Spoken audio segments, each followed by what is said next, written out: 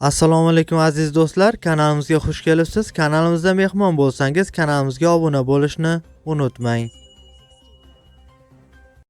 O'zbekiston Markaziy banki tomonidan belgilangan xorijiy valyutalarni o'zbek so'miga nisbatan 19-aprel kunigacha amal qiladigan qiymatini e'lon qildi. Rossiyadan O'zbekistonga pul yuborish endi yanada qulay va tushunarli. Anjirpay moliyaviy ishlaringiz uchun yagona ilova. Rossiyadagi bank kartalaridan Humo, Uzcard va Visa kartalariga pul o'tkazmalari, shuningdek naqd pul yuborish xizmati ham mavjud. Kommunal xizmatlar, internet, TV, jarimalar, soliq va kredit to'lovlari 24/7 qo'llab-quvvatlash xizmati. Anjirpay Rossiyadan O'zbekistonga qulay pul o'tkazmalari. Ilovani barcha platformalardan yuklab oling.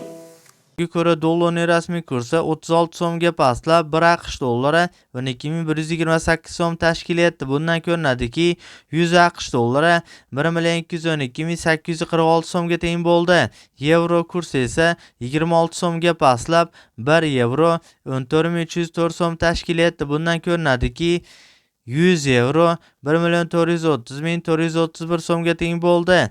Rossiya rubl kursi esa 0.38 tiyinga pastlab, 1 Rossiya rubli 159 so'm tashkil etdi. Bundan ko'rinadiki, 1000 Rossiya rubli 159.000 so'mga teng bo'ldi. Qozoq tangasi esa 0.08 tiyinga ko'tarilib, 1 qozoq tangasi 25 so'm tashkil etdi. Bundan ko'rinadiki, 1000 qozoq tangasi 25.860 so'mga teng bo'ldi.